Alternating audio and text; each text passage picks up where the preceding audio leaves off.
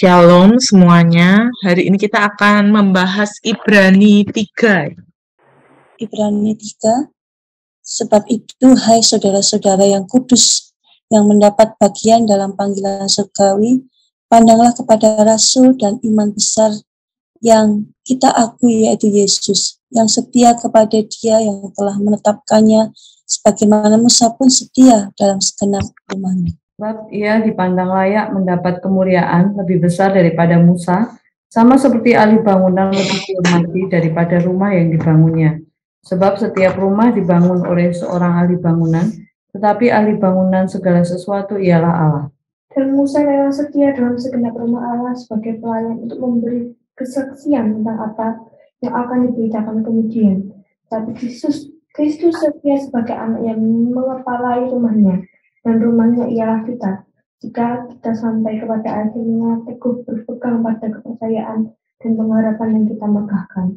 Sebab itu, seperti yang dikatakan Roh Kudus, pada hari ini jika kamu mendengar suaranya, janganlah keraskan hatimu seperti dalam kegeraman pada waktu pencobaan di padang gurun. Di mana nenek moyangmu mencobai aku dengan jalan menguji aku, sekalipun mereka melihat perbuatan-perbuatanku 40 tahun lamanya.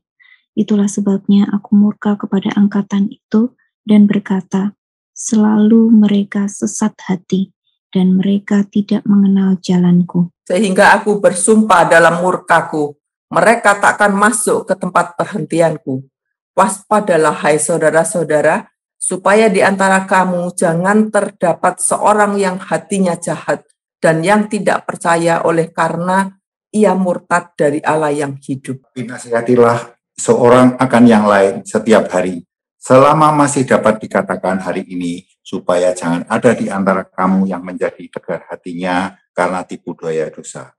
Karena kita telah beroleh bagian di dalam Kristus, asal saja kita teguh berpegang sampai kepada akhirnya pada keyakinan iman kita yang semula. Tetapi apabila pernah dikatakan, pada hari ini jika kamu mendengar suaranya, janganlah keraskan hatimu seperti dalam kegeraman. Siapakah mereka yang membangkitkan amarah Allah, sekalipun mereka mendengar suaranya? Bukankah mereka semua yang keluar dari Mesir di bawah pimpinan Musa? Dan siapakah yang ia murkai 40 tahun lamanya? Bukankah mereka yang berbuat dosa dan yang mayatnya berkelimpangan di padang gurun? Dan siapakah yang telah ia sumpahi bahwa mereka takkan masuk ke tempat perhentiannya? Bukankah mereka yang tidak taat? Demikianlah kita lihat bahwa mereka tidak dapat masuk oleh karena ketidakpercayaan mereka. Ya, terima kasih. Jika kita melihat di Ibrani 3, kita bisa melihat bahwa di sini dijelaskan mengenai Yesus yang lebih tinggi dari manusia. Ibrani ini memang surat yang unik ya, karena tidak seperti surat kiriman Paulus lainnya. Jadi surat Ibrani ini tidak memiliki salam pembuka, tidak memiliki salam penutup, dan di dalam surat Ibrani itu dijelaskan mengenai keunggulan Yesus daripada para nabi, daripada malaikat, dan juga Musa. Jadi dasar pemikiran dari surat Ibrani adalah keunggulan Yesus itu sendiri. Tetapi kita bisa melihat bahwa orang Yahudi itu menolak konsep itu, ya, di mana bagi bangsa Yahudi, Musa ini menduduki tempat yang paling tinggi. Musa digambarkan sebagai orang yang diajak bercakap-cakap dengan Allah, berhadapan langsung dengan Allah. Musa juga orang yang menerima langsung 10 perintah Allah, sehingga penulis surat Ibrani ingin menyatakan bagi orang-orang Ibrani bahwa statusnya Yesus di hadapan Allah itu jauh lebih tinggi dibandingkan Musa yang selama ini diagungkan oleh orang Yahudi. Nah, Ibrani 3 menjelaskan seorang hamba yang setia dan seorang anak yang setia. Jadi kesetiaan Musa memang sebagai pelayan Allah itu tidak tergantikan. Tetapi penulis ingin supaya pembaca ini fokus kepada pribadinya Yesus sebagai rasul dan imam besar. Nah, di ayat yang pertama sampai ke-7 itu menjelaskan bagaimana Yesus lebih tinggi dari Musa. Ya, dalam ayat pertama dituliskan, sebab itu, hai saudara-saudara yang kudus yang mendapat bagian dalam panggilan surgawi, pandanglah kepada rasul dan imam besar yang kita akui, yaitu Yesus. Alasan apa bagi kita untuk memandang Yesus lebih tinggi dari Musa? Nah, kita mungkin bisa melihat di ayat berikutnya. Yesus setia kepada Dia yang telah menetapkannya, sama sebagai Musa yang setia dalam segenap rumahnya. Lalu Yesus dipandang layak mendapat kemuliaan yang lebih besar dari Musa. Jadi fokus kita adalah kepada Yesus, sama seperti ahli bangunan yang lebih dihormati daripada rumah yang dibangunnya. Nah, di ayat 4 kita bisa melihat sebab setiap rumah dibangun oleh seorang ahli bangunan, tetapi ahli bangunan segala sesuatu ialah Allah. Ya, kita bisa melihat ya dari hal ini, kenapa Yesus lebih tinggi daripada Musa. Nah, hal apa yang membedakan Yesus dengan Musa dilihat dari Ibrani 3. Ya, Yesus adalah sang pembangun rumah. Rumah di sini adalah jemaat Allah, tetapi Musa adalah salah seorang anggota dari rumah itu. Yang berikutnya adalah Yesus adalah anak yang mengepalai rumahnya. Yesus adalah anak Allah, dan rumahnya adalah kita. Tetapi Musa adalah pelayan untuk memberi kesaksian tentang apa yang diberitakan kemudian.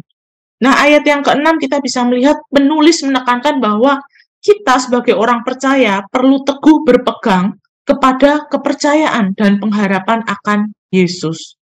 Nah, bagian yang kedua, ya dari judulnya kita bisa melihat binasa karena murtad. Jadi Ibrani 3 ayat 7-11 kita bisa, ya ketika kita membaca itu mengenai bangsa Israel yang tidak taat kepada Allah. Nah, dalam bagian ini penulis ingin mengingatkan kita sebagai orang percaya untuk tidak mengeraskan hati, sama seperti bangsa Israel dalam kegeraman mereka waktu dicobai di padang gurun. Ya, Tuhan sudah merancangkan bangsa Israel untuk dapat keluar dari tanah Mesir. Allah ingin menjadikan supaya bangsa Israel ini adalah bangsa yang merdeka. Tetapi sepanjang proses untuk keluar dari tanah Mesir, bangsa Israel ini sering menolak didikan Allah. Dia mengeraskan hatinya.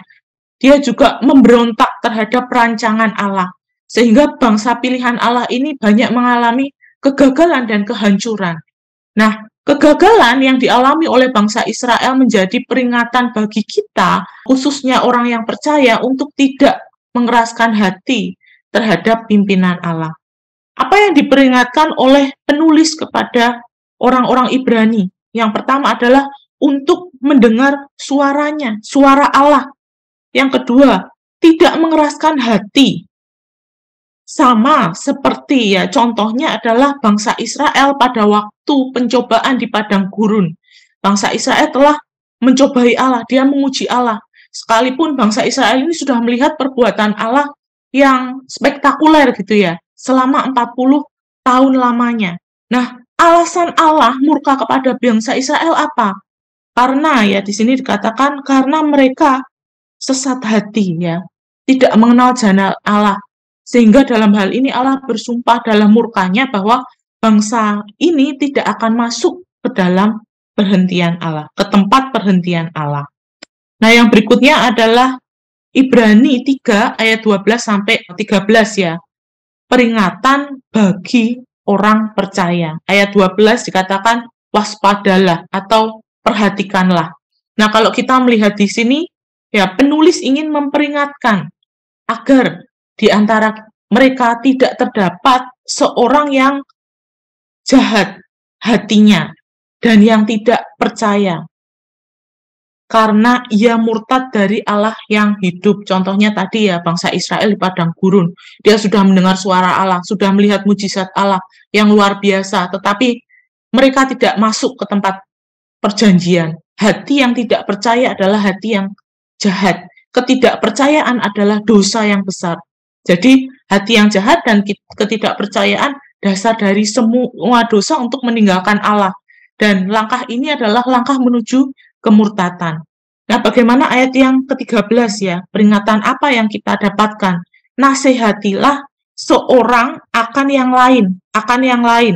Ayat yang ke-13, selama masih dapat dikatakan hari ini, supaya jangan ada di antara kamu yang menjadi tegar hatinya karena tipu daya dosa ya. Nah, di sini ya kita bisa melihat penulis ingin memperingatkan ya agar kita tidak tertipu daya oleh dosa.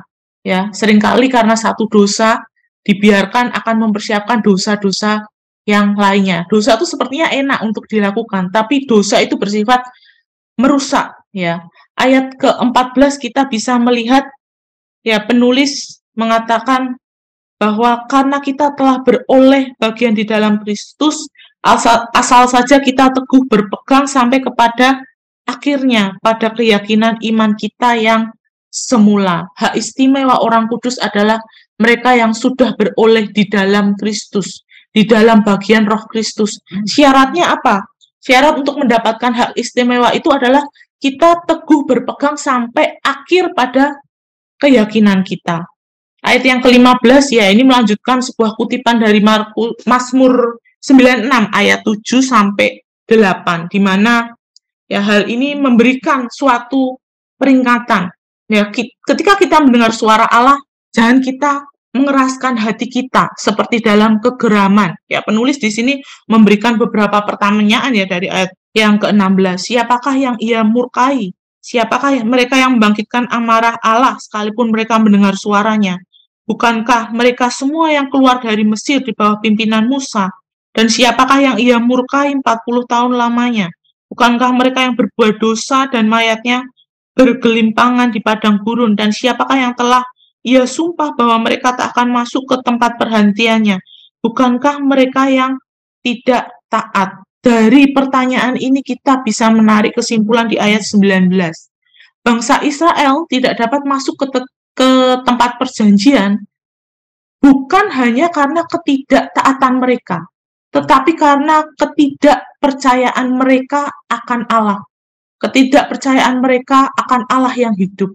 Nah, dari sini kita melihat, ya, amanat teksnya bahwa Yesus itu lebih tinggi dari Musa yang dihormati oleh bangsa Israel. Orang percaya harus beriman dan setia.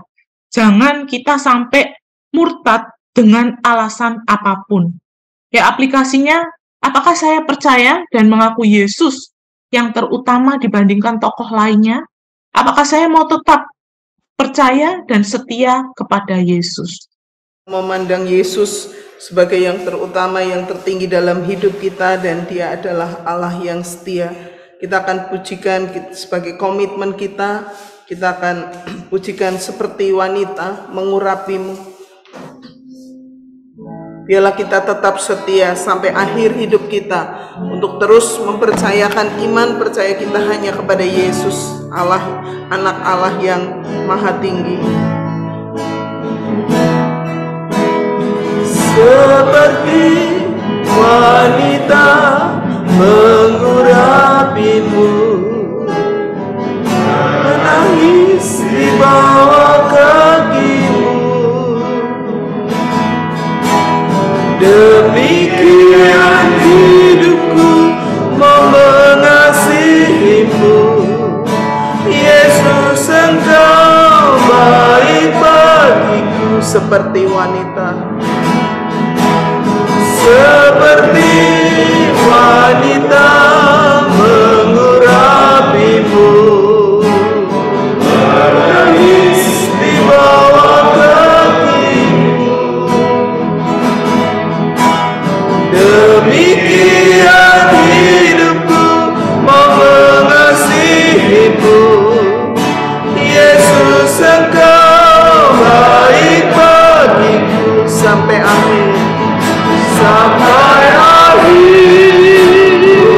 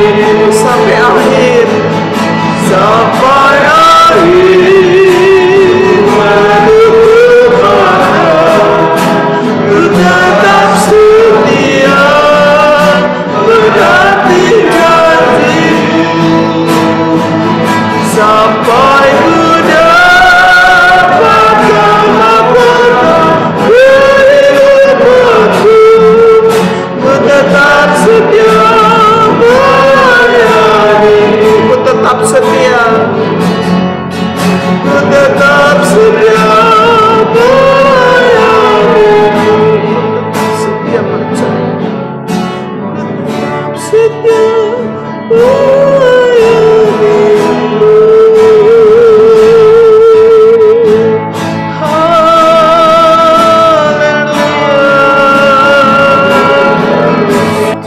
pagi hari ini kita bersyukur untuk setiap keselamatan yang Tuhan sudah berikan kepada kita.